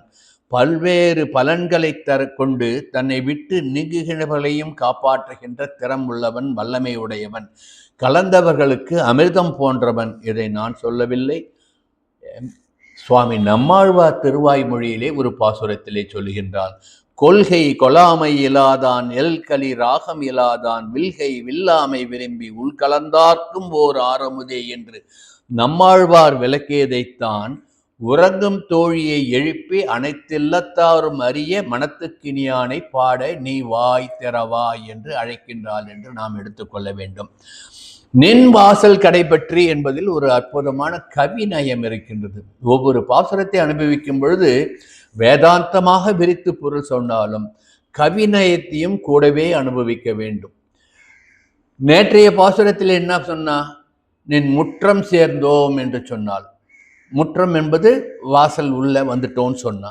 இன்னைக்கு வாசல் கடைபற்றி முற்றத்துக்கு வெளியில நிற்கிறோன்றா. ஏன்? இங்கு பால் சேராயிட்டு முற்றம் எல்லாம், ஆகையினால நாங்கள் வாசலுக்கு வந்துட்டோம். முற்றத்தில் எங்களால் நிற்க முடியல, வாசல்ல வந்து நின்று கூப்பிடுறோம். வாசல் கடைபற்றி. இது ஒரு இலக்கிய அனுபவம். எப்படி அனுபவிக்கணுன்றதுக்கு இது ஒரு சான்று. இப்படி எல்லாவற்றையும் சொல்லிக்கொண்டு வந்தவள் நாம் என்ன பண்ணிட்டு இருக்கோம் இப்போ? சினத்தினால் தென்னிலங்கை கோமானை செற்ற மனத்துக்கினியானின் அடுத்த வரியில சொல்றா. இங்க ஒரு அற்புதமான உண்மையை, ராமாயண காவியம் முழுவதையும் 24,000 ஸ்லோகம் சொன்னார் வால்மீகி. 24,000 ஸ்லோகத்துல ராமாயணத்தை சொன்னார். 10,500 பாடல்கள் பாடி, உத்தரகாண்டம் தவிர்த்து 10,500 பாடல்கள் பாடி கம்பராமாயணத்தை சொன்னார் கம்பர். ஆனால் சினத்தினால் தென்னிலங்கை கோமானை செற்ற என்று 5 வார்த்தைகளிலே ஆண்டாள் நாச்சியார் ராமாயணத்தை கண்முன்னே கொண்டு வந்து நிறுத்திட்டார். இதுதான் ஆண்டாளுடைய சிறப்பு. ஐந்தும் அறியாத மானிடரை வையம் சுமப்பதுவும் வம்பு. 5 வார்த்தை தான். அந்த 5 வார்த்தையில ராமாயணத்தையே சாரமாக நமக்கு கொடுக்கின்றால். எப்படி? சினத்தினால் தென்னிலங்கை கோமானை செற்ற என்ற 5 வார்த்தைகளால். ஆகவே தென்னிலங்கை கோமானை செற்ற என்பது நாம் கவனிக்கணும். இங்க ராவணனை குறிப்பிடும். தென்னிலங்கை கோமான் யாரு? ராவணன். ராவணனை அரக்கன் தானே சொல்லியிருக்கணும் ஆண்டாள். ஏன் கோமான் என்று சொன்னார்? அதுலேயும் ஒரு ஆழ்ந்த தத்துவம் இருக்கின்றது. ராவணன் அரக்கனாக பிறந்திருந்தாலும், அரக்கனாக இருந்திருந்தாலும், சீதா பிராட்டியை கவர்ந்தவனாக இருந்திருந்தாலும், அவளுடைய சம்மதம் இல்லாமல் அவள் திருமேனியை தீண்ட மாட்டேன் என்ற ஒரு சங்கல்பத்திலே, உறுதியிலே இருந்தான். கடைசி வரையில் சீதா பிராட்டி எனக்கு இணங்கு என்று பிரார்த்தித்து கொண்டிருந்தானே அவளை பலாத்காரமாக அனுபவிக்க முயலவில்லை. ஆகையினால் அவன் கோமான். ஆனால் காக்காசுரன் யாரு? தேவேந்திரனுடைய பிள்ளை. அவன் தேவனாக பிறந்தான். ஜெயந்தன். ஜெயந்தன் என்பது தேவேந்திரனுடைய பையன். அவன் என்ன பண்றான்? தேவனாக பிறந்தான். சீதா பிராட்டியனுடைய திருமேனியிலே ஆசை வைத்து காகமாக மாறி சீதா பிராட்டியினுடைய அங்கத்தை தீண்டி அபச்சாரப்பட்டான். ஆகையினால் தேவனாக பிறந்தவன் அசுரனாக மாறினான். காக்காசுரன் என்று மாறிவிட்டான். இவன் சீதையை கவர்ந்து போனாலும், அரக்கனாக பிறந்திருந்தாலும், அவன் சீதையை பலாத்காரமாக அடைய மாட்டேன் என்ற சங்கல்பத்திலே இருந்ததனால் அவன் கோமானானான் என்று அற்புதமாக ஆண்டாள் நாச்சியார் கோமான் என்ற வார்த்தையிலே இந்த தத்துவத்தை நமக்கு எடுத்து காட்டுகின்றாள். எம்பெருமானிடம், பிராட்டியிடம் அவன் ராவணன் அபச்சாரப்படாததனால், அவளை கடத்தி சென்றிருந்தாலும் அவள் அனுமதி இல்லாமல் அவளை தீண்ட மாட்டேன் என்ற உறுதிப்பாட்டிலே இருந்ததனால் இலங்கை கோமான் என்று அவனை கோமான் என்று பாராட்டினாள் என்று நாம் அனுபவிக்க வேண்டும். சினத்தினால் தென்னிலங்கை கோமானை செற்ற மனத்துக்கினியான் என்று இங்கு ஆண்டாள் யாரை சொல்லுகின்றாள்? ராமபிரானை குறிப்பிடுகின்றாள். ஆனால் இந்த திருப்பாவை முழுவதும் யாருடைய அனுபவம்? கிருஷ்ணா அனுபவம்.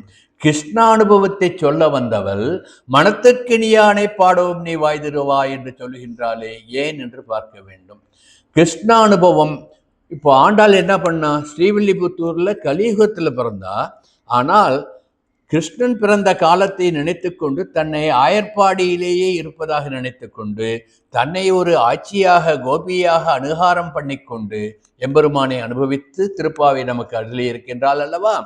அப்பொழுது ஆயர்பாடியிலேயே அவள் இருப்பதாக நினைத்து கொண்டு ஆயர்பாடியில் இருந்தால் அப்பொழுது அங்கு கிருஷ்ணன் இருந்தான் அல்லவா? அப்பொழுது அவன் கண்ணால் பார்க்க முடிந்தது. கண்ணுக்கு இனியவன். ஆகவே கிருஷ்ணன் கண்ணுக்கு இனியவன். ஆனால் ராமாவதாரம் அந்த ஆயர்பாடி காலத்துக்கு முந்தைய அவதாரம் ராமாவதாரம். அப்போ அவனை நினைச்சுதான் பார்க்க முடியும், வேற கண்ணால பார்க்க முடியாது. ஆகவே மனதால் நினைத்து அந்த ராமனை நினைத்தேன், அவன் பெருமையை நினைத்தேன் என்று மனதுக்கு இனியான் என்று சொல்லி இருக்கின்றாள் என்று பெரியவாள் அதுக்கு ஒரு விளக்கம் சொல்லுவா. இப்படி ஒரு அனுபவம். அடுத்து ராமனுடைய சீற்றத்திலே கருணையும் இருந்தது, மாற்றானையும் மதிக்கின்ற பண்பும் இருந்தது. சினத்தினால் சீறினாலும் அந்த சினத்தில் வெறுப்பு இல்லாமல் குணத்திற்காகவே எதிரியையும் மதிக்கும் மாண்புடையவன் ஸ்ரீராமன் என்பதனால் மனத்துக்கினியான் என்று சொன்னாள். இதை எதுக்கு எடுத்து நம்ம உதாரணம் சொல்லலாம்? கீழ்ப்பாசுரத்தில் அனுபவிச்சோம். நிராயுதபாணியாக நின்ற அந்த எதிரியை கூட இன்று போய் நாளை வா என்று ஒரு நாள் அவகாசம் கொடுத்தான். எதற்கு? இப்பொழுதாவது திருந்தி நீ சரணாகதி பண்ணினால் உன்னை ஏற்றுக்கொள்ள தயாராக இருக்கின்றேன் என்று சொன்னான் அல்லவா? இன்று போய் நாளவா. அந்த எதிரிக்கும் கருணையை கொடுத்த அந்த எம்பெருமான் மனத்துக்கினியவன் என்று இந்த எம்பெருமானுடைய பெருமையை இங்கு எடுத்து காட்டுகின்றாள். எம்பெருமானுக்கு ராமனுக்கு கோபம் இல்லையா? கோபத்தினால் தானே அவன் சினத்தினால் தென்னிலங்கை கோமானை செற்ற. கோபம் வந்ததனால்தான் தன்னுடைய தேவியை அபகரித்து கொண்டு சென்றதனால் அந்த கோமானை செற்றான் என்று ராமாயணம். சினத்தினால் தென்னிலங்கை கோமானை செற்றால் என்று இந்த பாசுரத்திலே சொல்லிவிட்டால், அந்த எம்பெருமான் ராமனுடைய சினம் எப்படி? சினம் என்றால் கோபம். கோபம் எப்படி இருந்தது? நாமோ மகாவீர வைபவம் ரகுவீர கத்தியத்தில் சுவாமி நிகமாந்த மகாதேசியன் அனுபவிப்பதை அனுபவிக்க வேண்டும். கோபம் எப்படி இருந்தது என்பதை வார்த்தைகளிலே விளையாடி சொல்லியிருப்பார்.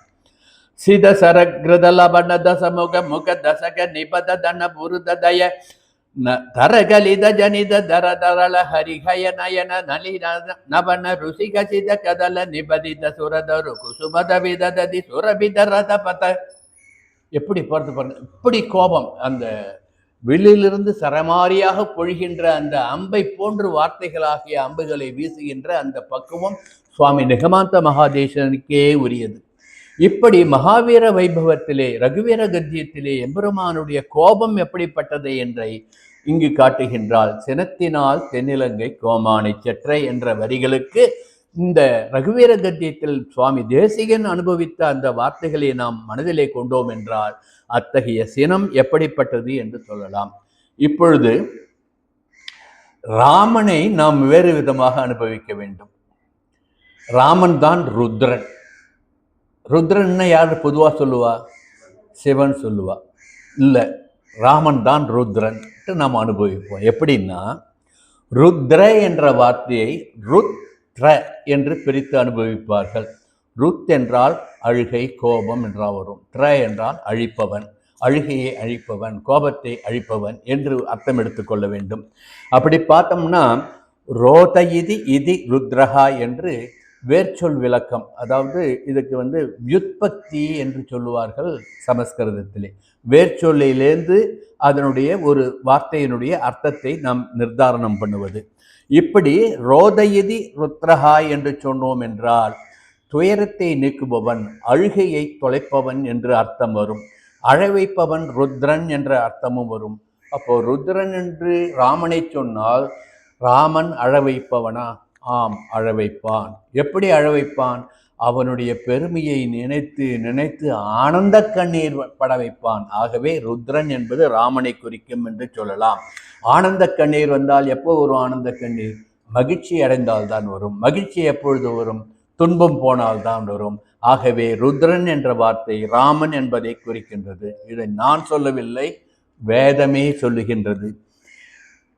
வேதத்திலே நாம இப்போ ராமாயணம் வாசிக்கும் பொழுது ஒரு தியான ஸ்லோகம் வாசிப்போம். வேத வேத்யே பரேபம் சிஜாதே தசரதாத்மஜே வேத பிராச்சே தசாதாசீத் சாட்சாத் ராமாயணாத்மனா என்று வேதம் சொல்றது. எப்படின்னா வேதமே ராமாயணமாக வந்தது. எப்பொழுது? வேதத்தில் சொல்லுகின்ற அந்த பரமபுருஷன் ராமனாக அவதாரம் பண்ணின பொழுது அந்த வேதமே ராமாயணமாக வால்மீகி மூலம் நமக்கு கிடைத்துவிட்டது என்று நாம் அனுபவிக்கின்றோம் அல்லவா? இதை மனதிலே கொள்ளுங்கள். இப்படிப்பட்ட வேத புருஷனாகிய அந்த ராமன் தான் வேதத்திலே சொல்லப்படுகின்ற அந்த ருத்ரன் என்று இப்பொழுது நாம் அனுபவிக்கப்படும். ருத்ரன்னா ராமன். எப்படின்னா, நாம் யஜுர்வேத சுத்தத்திலே ருத்ர சுத்தம் என்று ஒன்று இருக்கின்றது. புருஷ சுத்தம் எப்படி நாம் அனுபவிக்கின்றோமோ அதுபோன்று ருத்ர சுத்தம் என்று ஒன்று இருக்கின்றது. அந்த ருத்ர சுத்தம் எப்படி ஆரம்பிக்கும்னா, நமஸ்தே ருத்ர மன்யவ உதோத இஷவே நமஹா நமஸ்தே அஸ்து தன்வனே பாகுபியாம் உததே நமஹா என்று ஆரம்பிக்கும். மன்யவே நமஹா என்றால் உன் கோபத்திற்கு ஒரு நமஸ்காரம், இஷவே நமஹா என்றால் உன் அம்பிற்கு ஒரு நமஸ்காரம், தன்வனே நமஹா என்றால் உன் வில்லுக்கு ஒரு நமஸ்காரம். வில்லும் அம்பும் உடையவன் சினத்தை உடையவன் யார்? சினத்தினால் தென்னிலங்கை கோமானை செற்ற அந்த ராமன். ஆகவே வேதம் அடையாளம் காட்டுகின்ற ருத்ர சுத்தத்திலே அடையாளம் காட்டுகின்ற இந்த ருத்ரன் ஸ்ரீ ராமபிரான் தான் என்று வேதத்தை கொண்டே நாம் அனுமானம் கொள்ளலாம். வேதத்தை கொண்டே ஒரு பிரமாணம் சொல்லலாம். யஜுர்வேத சம்ஹிதையிலே இருக்கின்ற அந்த ருத்ர சுத்தத்தை ஒரு பிரமாணமாக எடுத்துக்கொண்டு சொல்லலாம் என்பதை இங்கு நாம் எடுத்துக்கொள்ள வேண்டும். ஆகவே வேதம் அனைத்துக்கும் வித்து என்று சொல்லுவது பொய் கிடையாது. கோதை தமிழ் வேதம் அனைத்துக்கும் வித்து. வேதத்தில் சொன்னதை கோதை தமிழிலே சொன்னால் என்று நாம் அனுபவிக்க வேண்டும். இது ஒரு விதமான அனுபவம். ராமனுடைய கோபத்தை இன்னொரு விதமாகவும் நாம் அனுபவிக்கலாம். எப்படி அனுபவிக்கலாம்னா, இப்போ ராமாயண நிகழ்ச்சிக்கு போகும். கடலை தாண்டி செல்ல வேண்டும். அனுமான் கண்டேன் சீதையன்ட்டு சொல்லிட்டார். இப்போ சைன்யத்தோட கடலை தாண்டி போக வேண்டும். ராமபிரானுடைய பண்பை இங்கு நாம் நினைத்து பார்க்க வேண்டும். கடலை தாண்டுவது என்றால் இவன் சர்வத்தையும் படைத்த நியாமகன், எம்பெருமானுடைய அம்சம். நாராயணனே ராமனாக பிறந்திருக்கின்றான். அப்போ இந்த கடலை படைத்தவனும் ராமன் தான், நாராயணனாக வந்த ராமபிரான் தான். ஆனால் கடலை கடப்பதற்கு முன் பிரார்த்தனை பண்ணுகின்றான். யார்கிட்ட? சமுத்திரராஜன்ட்ட பிரார்த்தனை பண்றான். இந்த கடலை கடந்து நான் செல்வதற்கு, அக்கறையில் சென்று இலங்கையை அடைவதற்கு எனக்கு அனுமதி கொடு என்று வேண்டுகின்றான். எங்க? நம்ம திருப்புல்லானி சேதுக்கரையில தர்பாரண்ய சயனம் சொல்லுவா இல்லையா? தர்பையிலே சயனித்து கொண்டு உண்ணாமல் உறங்காமல் 3 நாட்கள் விரதம் இருந்து சமுத்திரராஜனை வேண்டி கடலை கடப்பதற்காக அனுமதி கேட்கின்றான். எப்படிப்பட்ட ஒரு பெருமை! அனைத்தையும் படைத்த அந்த ஆண்டவனே சமுத்திரராஜன் தன்னால் படைக்கப்பட்ட ஒருவனிடம் வேண்டுகின்றான். இதுதான் எம்பெருமானுடைய சௌலபியம், ராமனுடைய சௌலபியம். இப்படி எப்படி வேண்டுகின்றான் என்பதை கம்பன் சொல்லுவார்னா, தருண மங்கையை மீட்பது ஓர் நெறி தருக என்று சொல்லுவார். யாருக்காக நான் கடலை கடக்கணும்? அந்த மங்கையை, சீதா பிராட்டியை மீட்பதற்காக விதிமுறை வணங்கி வருண மந்திரம் சொல்லி பிரார்த்திப்பான் என்று கம்பராமாயணத்திலே வரும். அப்போ 3 நாள் இவன் தர்பசயனத்திலே அமர்ந்து கொண்டு, தர்பாசனத்திலே இருந்து கொண்டு சமுத்திரராஜனை பிரார்த்தித்தும் அவன் வரவில்லை. உடனே கோபம் கொண்டு வெகுண்டு, இத்தனை அழைத்தும் நீ வராததன் காரணம் என்று கடல் மீது அம்பை பாய்ச்சுகிறான். புனலிடை எரி முளைத்தன்ன சீற்றம் என்று சொல்லுவார் கம்பர். அதாவது இந்த கடலே எரிந்து போகின்ற அளவுக்கு அந்த கோபத்தினுடைய உக்ரம் இருந்தது. அந்த அளவுக்கு தன் பானத்தை பிரயோகம் பண்ண ஆரம்பித்தான் ராமபிரான். அப்பொழுது சமுத்திரராஜன் ஓடோடி அழுத கையனாய் தொழுது கொண்டு ஆழினி அனலும் நீ அல்லவையெல்லாம் நீயே ஊழினி உலகும் நீயே அவற்று உரை உயிரும் நீயே வாழியோய் அடியேன் நின்னை மறப்பனோ வயங்கு சந்தி சூழற உழைந்து போனேன் காத்தருள் சுருதி மூர்த்தி என்று எம்பெருமானிடம் சரணாகதி பண்ண அந்த சரணாகதியை ஏற்றுக்கொள்கின்றான் ராமபிரான். நான் கூப்பிட்ட பொழுது வராமல் உன் மீது பானம் தொடுத்த பொழுது ஏன் வந்தாய் என்று கேட்கின்ற பொழுது அதற்கு ஒரு தகுந்த காரணத்தை சமுத்திரராஜன் சொன்னான். இது ராமாயண உபன்யாசம் இல்லை, அதனால் அந்த காரணங்களை எல்லாம் எப்பொழுது நாம் சொல்வோம் அது மாதிரி சொன்னான். அப்பொழுது ராமபானம் எய்த ராமபானம் அதனுடைய இலக்கை தாக்காமல் விடாது, என்ன பண்ணுவது என்று கேட்கின்ற பொழுது பிரம்மகுல்யம் என்ற அந்த மருகாந்தாரத்து அவுணர்களை அவர்கள்தான் என்னை வரவிடாமல் தடுத்தார்கள், அவர்கள் மீது எய்துவிடு என்று சொல்ல பிரம்மகுல்யத்தில் இருந்த அந்த அரக்கர்களை மாய்த்தான் அந்த ராமபிரான் என்பது ராமாயணத்திலே இந்த வருணன் அடைக்கல படலத்திலே வருகின்ற ஒரு காட்சி. இது நிகழ்வைத்தான் எம்பெருமானுடைய கோபத்திற்கு ஒரு அடையாளமாக எடுத்துக்கொள்ள வேண்டும். அப்போ அந்த ஆழியே தீயாக மாற்றுகின்ற அளவு வல்லமை படைத்தது ராமபானம். அத்தகைய பானம் வருவதற்கு காரணம் எம்பெருமானுடைய சீற்றம், ராமனுடைய சீற்றம், கோபம், எம்பெருமானுடைய கோபம். அவனைத்தான் மனத்துக்கினியான் என்று சொல்லுகின்றாள் ஆண்டாள் நாச்சியார் இந்த பாசுரத்திலே. இந்த நிகழ்வை சுவாமி தேசிகன் அனுபவிப்பதே இன்னும் ரொம்ப வித்தியாசமாக அதை நினைச்சு நாம் அனுபவிக்கிற அளவுக்கு அனுபவித்திருக்கார். பாதுகா சகஸ்திரத்திலே நிர்யாதனா பத்ததியிலே ஒரு ஸ்லோகம்.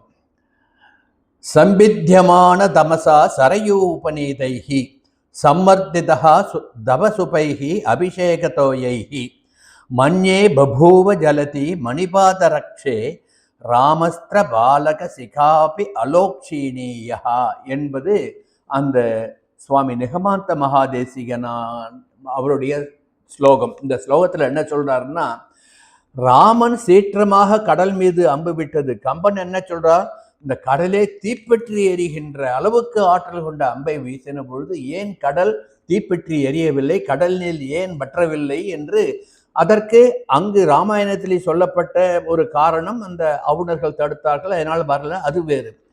சுவாமி தேசிகன் எப்படி அனுபவிக்கின்றார் என்றால், ராம பாதுகைகளுக்கு பரதன் நித்தியமும் அந்த சரையு நதி கரையிலே அமர்ந்து கொண்டு திருமஞ்சனம் பண்ணான் இல்லையா, அந்த திருமஞ்சன தீர்த்தம் சரையு நதியிலே கலந்தது. அந்த சரையு நதி தீர்த்தம் போய் கடலிலே கடந்தது. ராமபாதம் பட்ட தீர்த்தம் கடலில் வந்ததனால் ராமனுடைய அம்பினால் கூட அந்த கடலை வற்ற செய்ய முடியவில்லை என்று சுவாமி தேசிகன் அனுபவிக்கின்றார். எப்படிப்பட்ட அனுபவம் பாருங்கள். இது பாதுகா சகஸ்திர ஸ்லோகம். இந்த ஸ்லோகத்துக்கு அடியனுக்கு தெரிஞ்ச சின்ன தமிழில் ஓரளவுக்கு தமிழ் படித்திருக்கேன், அதையும் அனுபவிக்கும்.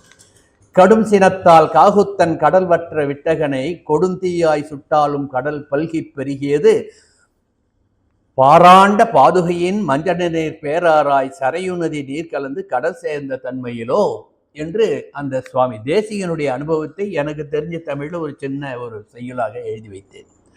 இது ஒரு அனுபவம். சினத்தினால் தென்னிலங்கை கோமானி செற்ற.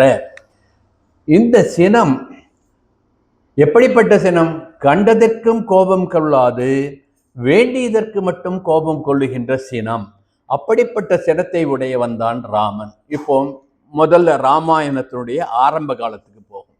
ராமாயணம் எப்படி ஆரம்பிச்சது?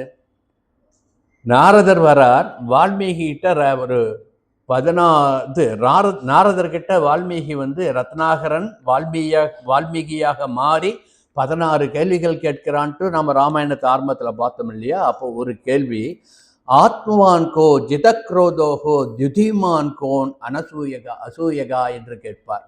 அதாவது கோபத்தை அடக்கியவன் இந்த லோகத்திலே இப்பொழுது இருக்கின்றானா என்று கேட்ட பொழுது நாரதர் சொன்ன பதில், இக்ஷ்வாகு வம்ச பிரபவா ராமோ நாம ஜனைஸ்ரதா என்று, ஜனங்களால் மக்களால் ராமன் என்று போற்றப்படுகின்ற இக்ஷ்வாகு வம்சத்திலே பிறந்த ராமன் என்ற அந்த பிரபுதான் ஜிதக்ரோதன்.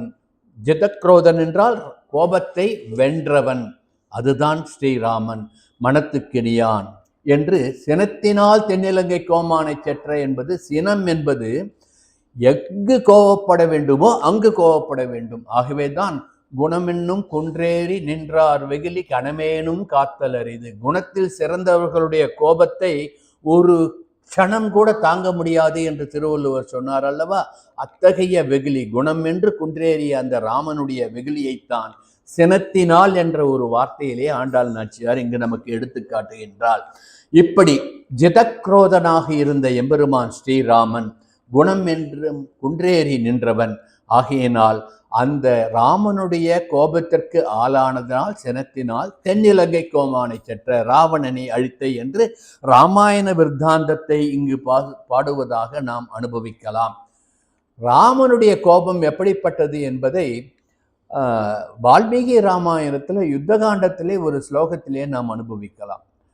எம்பெருமான் தனக்கு என்ன தீமை வந்தாலும் தாங்கிக் கொள்வான், பொறுத்து கொள்வான், அவர்களை மன்னித்து விடுவான். ஆனால் தன் பாகவதர்களை யாராவது துன்புறுத்தினால் அதை ஏற்றுக்கொள்ள மாட்டான் என்பது வால்மீகி ராமாயணத்திலே யுத்தகாண்டத்திலே ஒரு காட்சி. ஹனுமான் மீது ராவணன் கடுமையாக தாக்கி அனுமானை காயமடைய வைக்கின்றான். தன் பரம பாகவதனான அனுமானை ராவணன் அடித்து வீழ்த்தவில்லை, வீழ்த்துவது போல் அடித்ததை தாங்க முடியாத எம்பெருமான் சொல்வதாக ஒரு ஸ்லோகம். ததோ ராமோ மகோதயஜா ராவணேன கிருதௌரணம் திருஷ்ட்வா ப்ளவக சார்தூலம் குரோதஸ்ய வசமே இவானு.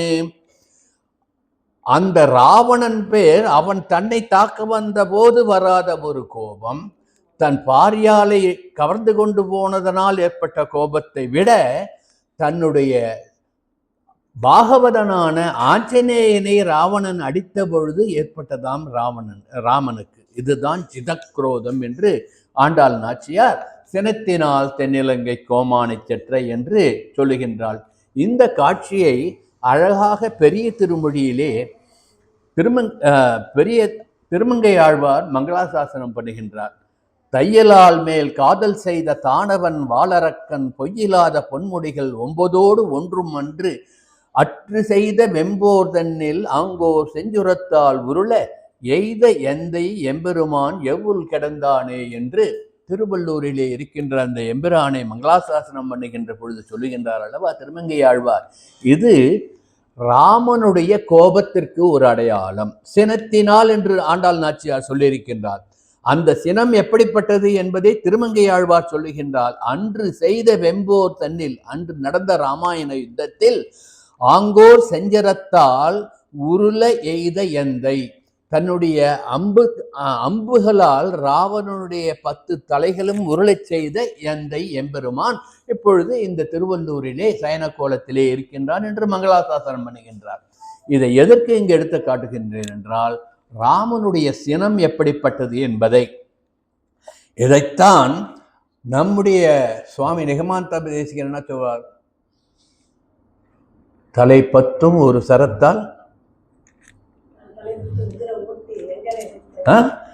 அதிகார சங்கிரகத்தில் ஒரு பாசத்தை சொல்லியிருக்காரு இல்லையா? அதை அனுபவித்துக் கொள்ள வேண்டும். இத்தகைய ஒரு அனுபவம் தான் சினத்தினால். இப்படிப்பட்ட சினமுடையவன் எப்படி மனத்துக்கு இனியானானால்? கிருஷ்ணன் ராமனை மனத்துக்கு இனியான் என்று சொல்லுகின்றால், கிருஷ்ணனை என்ன சொல்றா? பெண்ணின் வருத்தம் அறியாத பெருமான் என்று சொல்லுகின்றாள். கிருஷ்ணாவதாரத்தையே அனுபவித்து கொண்டு கிருஷ்ணனை பற்றியே திருப்பாவியில் சொல்லிக்கொண்டு பெண்ணின் வருத்தம் அறியாதவன் கிருஷ்ணன்.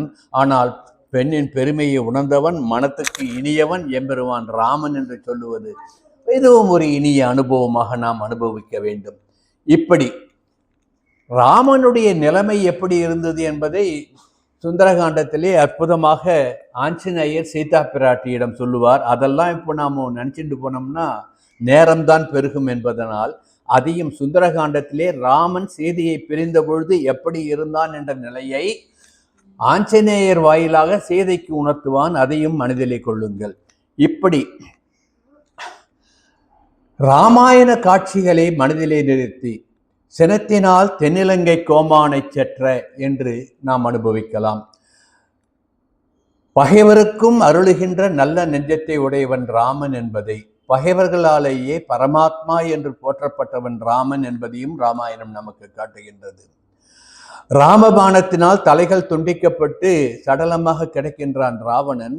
போர்க்களத்திலே வந்த மண்டோதரி தன்னுடைய கணவனுடைய உடல் மீது விழுந்து புரண்டு அழுது அரற்றுகின்றாள். அப்பொழுது எதிரில் வில்லேந்தி நிற்கின்ற ராமனை பார்த்து பரமாத்மா என்று சொல்லுகின்றாள். அந்த நேரத்தில் கூட அப்போ ராமனுடைய சொரூபம், எம்பெருமான் விஷ்ணுவனுடைய சொரூபம் என்பதை அங்கு அவள் உணர்ந்ததால் பகைவரும் பாராட்டக்கூடிய வல்லமை உடையவன் ராமன் என்பது நமக்கு தெரிகின்றது. ராவணனே ஒரு பாசுரத்தில் ஒரு ஸ்லோகத்திலே எம்பெருமானை விஷ்ணுவின் அவதாரம், ராமன் விஷ்ணுவின் அவதாரம் என்று புகழ்ந்து பேசியதாக காயத்ரி ராமாயணத்திலே ஒரு ஸ்லோகம் இருக்கும். இப்படி பகைவராலும் பாராட்டக்கூடிய பெருமை மிகுந்தவர் என்பதனால் மனத்துக்கு இனியான் என்று சொன்னால் ஆண்டாள் நாச்சியார் என்று அனுபவிக்க வேண்டும். அதே மாதிரி இந்த ராமன் தர்மத்தினுடைய உருவம் என்று மாரீசன் ராவணனிடம் சொல்லுவான். மாரீசன் ராமனுடைய அம்பு எப்படிப்பட்ட பலம் வாய்ந்தது என்று உணர்ந்தவன்.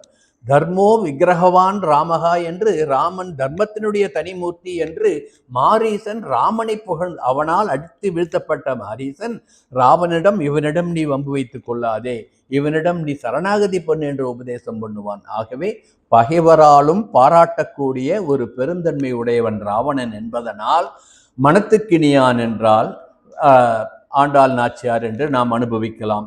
கண்ணன் கண்ணுக்கு இனியவன், ராமன் மனத்துக்கு இனியவன் என்று இப்படி நாம் அனுபவித்து வென்றோம். ஆகவேதான் ராமநாமமே ஜென்ம ரட்சக மந்திரம் என்று அனுபவிக்கின்றோம். ராமயதீதி இதி ராமகா என்று ரமிக்க பண்ணுகின்ற திருநாமம் ராமம் என்பதனால் ராமனை இங்கு மனத்துக்கினியான் என்று ஆண்டாள் நாச்சியார் அனுபவித்திருக்கின்றாள். இதையே சற்று மாற்றி கிருஷ்ணன்தான் மனத்துக்கு இனியவன் என்றும் நாம் அனுபவிக்கலாம். கிருஷ்ணனை ஆண்டாள் நாச்சியார் திருமொழியிலே என்ன சொன்னால், பெண்ணின் வருத்தம் அறியாதவன் என்று சொன்னவனை கிருஷ்ணன்தான் மனத்துக்கினியான் என்றும், ஆண்டாள் இந்த மனத்துக்கினியான் என்ற வார்த்தைக்கு ஒரு அர்த்தமாக நாம் சுவாபதேசம் அனுபவிக்கலாம். இதற்கு ஒரு கதையை, நாம் புராண கதையை நினைத்து பார்க்க வேண்டும். பிரம்மாவனுடைய மானச புத்திரர்கள் சனகர், சனந்தனர், சனாதனர், சனத்குமாரர் என்ற 4 பேர். சனகாதி முனிவர்கள் என்று சொல்லுவார்கள். ஒரு சமயம் இந்த சனகாதி முனிவர்கள் எம்பெருமான் பரமபதத்திலே இருந்த ஸ்ரீமன் நாராயணனை சேவிக்க சென்ற பொழுது துவாரபாலகர்களாக இருந்த ஜெய விஜயர்கள் அவரை தடுத்து அவரிடம் அபச்சாரப்பட்டார்கள். ஆகையினால் சனகாதி முனிவர்கள் அந்த ஜெய விஜயர்கள் என்ற அந்த துவாரபாலகர்களுக்கு ஒரு சாபம் கொடுக்கின்றார்கள். என்னை எம்பெருமான் தரிசனத்தை தடுத்த நீங்கள் இருவரும் மனிதனாக பிறக்க கடவீர்கள். மனித குலத்திலே பூலோகத்திலே சென்று பிறக்க கடவீர்கள். எப்படி பிறப்பீர்கள்? 3 பிறவிகள் எம்பெருமானுக்கு எதிரிகளாக எம்பெருமானை நிந்தனை பண்ணுவதாக பிறவுங்கள், அல்லது 1000 பிறவிகள் எம்பெருமானை பாராட்டி எம்பெருமானுடைய புகழ்பாடும் பிறவி எடுத்துக் கொள்ளுங்கள் என்று சபிக்கிறார். இவா பார்த்தா 3 பிறவி அதிகமா 1000 பிறவி அதிகமா?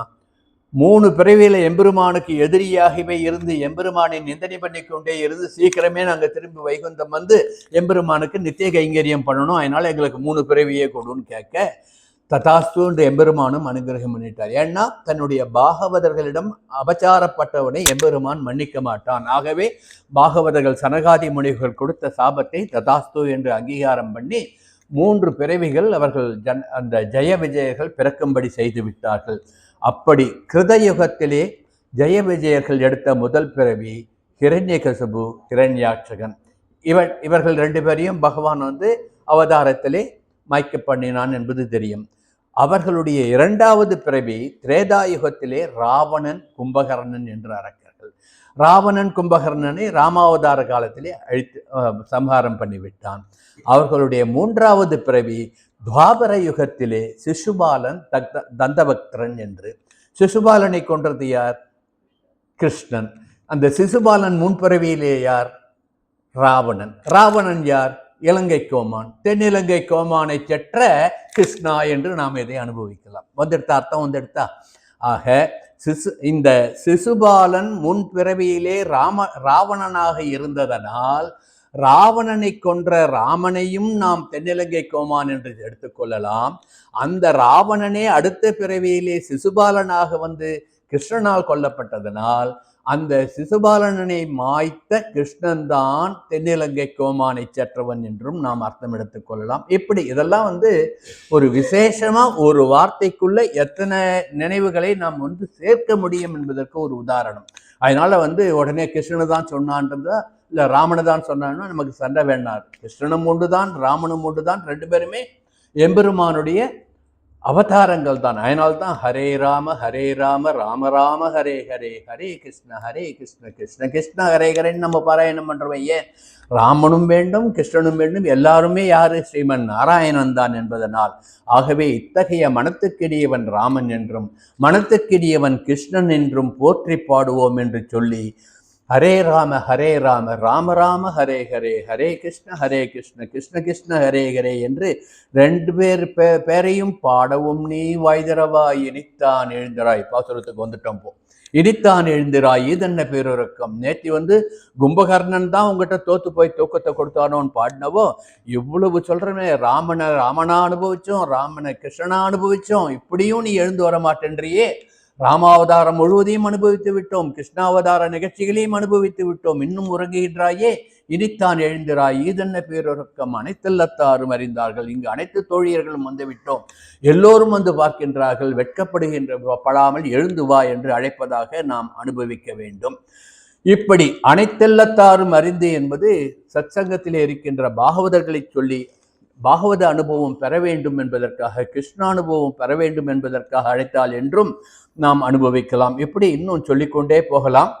வழக்கம் போல இந்த பாசுரத்திலே துயிலெழுப்பப்படுகின்ற ஆழ்வார்கள் 10 பேரை துயிலெழுப்புகின்றால் என்று நாம் அனுபவித்தோம் அல்லவா? 6ஆம் பாசுரத்திலிருந்து 15ஆம் பாசுரம் வரை. முதல் 6வது பாசுரத்திலே பெரிய ஆழ்வார், 7வது பாசுரத்திலே பேய்ப்பெண்ணே என்று குலசேகர ஆழ்வார், 8வது பாசுரத்திலே கோதுகலமுடைய பாவா என்று சொல்லி நம்மாழ்வார், 9வது பாசுரத்திலே திருமிழிசை ஆழ்வார், 10வது பாசுரத்திலே பேயாழ்வார், 11வது பாசுரத்திலே பூதத்தாழ்வார் என்று அனுபவித்து விட்டோம். இந்த 12வது பாசுரத்திலே பொய்கை ஆழ்வாரை துயிலெழுப்புகின்றார் என்பது பூர்வாச்சாரியர்களுடைய அனுபவம். ஆனால் இந்த 12வது பாசுரத்திலே துயிலெழுப்புவது குலசேகர ஆழ்வாரை என்றும் ஒரு சிலர் வியாக்கியானம் பண்ணுகின்றார்கள். காரணம், குலசேகர ஆழ்வார் எப்பொழுதும் ராம தியானத்திலேயே இருந்து பெருமாள் திருமொழி கொடுத்தார் இல்லையா? அதனால பெருமாள் திருமொழி பாசுரங்களை எல்லாம் எடுத்து காட்டி இந்த துயிலெழுப்பப்படுகின்ற ஆழ்வார் குலசேகர ஆழ்வார் என்பதும் ஒரு வாதத்தில் இருக்கின்றது. அதை விட நாம பூர்வாச்சாரியர்கள் அனுபவித்தபடி இந்த பாசுரத்திலே துயிலெழுப்பப்படுபவர் பொய்கை ஆழ்வார் என்று நாம் அனுபவிக்க வேண்டும். பழுதே பலகாலம் போயினவென்று அஞ்சி அழுதேன் என்று சொன்னவர் பொய்கை ஆழ்வார். கன்றுக்கிறங்கி நினைத்து மலை வழியே நின்றுபால் சோரை என்று சொன்னால் ஆண்டாள் நாச்சியார். இதை ரெண்டும் ஒப்பிட்டு இந்த பாசுரத்திலே துயிலெழுப்பப்படுகின்ற ஆழ்வார் பொய்கை ஆழ்வார் என்று அனுபவிக்கலாம். இப்படி இன்னும் பொய்கை ஆழ்வாருடைய பல பாசுரங்களை எடுத்து காட்டி இந்த பாசுரத்திலே ஆண்டாள் துயிலெழுப்பி தனக்கு ஆச்சாரியனாக வரித்து கொண்டு தங்களுடைய நோன்பிற்கு வழிகாட்ட அழைத்து சென்றது பொய்கை ஆழ்வார் என்ற அனுபவத்திலே இந்த பாசுர விளக்கத்தை நாம் முடித்துக் கொள்வோம். ஆக இந்த பாசுரத்தினுடைய திரண்ட பொருள் ஆச்சாரிய மேன்மை, கர்மயோகம், ஞான யோகம், நன்மையே தரவல்ல செய்யக்கூடிய செயல்கள், செய்யக்கூடாத செயல்கள் அனைத்தையும் சொல்லி பகவத் அனுபவத்தில் பக்தியில் திளைக்கச் செய்து கர்மா அகர்மா விகர்மா என்ற பகவத் சுரூபங்கள், அதாவது பகவான் ஸ்ரீ கிருஷ்ணன் ஸ்ரீ பகவத்கீதையிலே சொன்ன அந்த தத்துவங்களை பகவத்கீதையிலே ஆண்டாள் நாச்சியார் இந்த ஒரு பாசுரத்திலே இத்தனை தத்துவங்களையும் சொல்லி ராமாயணம் முழுவதையும் சொல்லி நம்மை அனுபவிக்க வைத்து அந்த ஒரு பேருக்காக நாம் தூயோமாய் வந்து தூமலர் தூவி தொழுது எம்பெருமானை வாயினால் பாடி மனத்தினால் சிந்தித்து தூமணி மாடமாகிய நம் உள்ளத்திலே எம்பெருமானை நித்தியவாசம் செய்யும்படி பிரார்த்தித்து மகிழ்வோம் என்று மனத்துக்கினியானான நாராயணனே நமக்கு பறை தருவான் என்று சொல்லி இந்த பாசுரத்தினுடைய விசேஷார்த்தங்களை பூர்த்தி செய்கின்றேன். ஆண்டாள் திருவடிகளே சரணம். கவிதார்க்கிக சிம்மாய கல்யாண குணசாலினே ஸ்ரீமதே வெங்கடேசாய வேதாந்த குரவே நமஹா.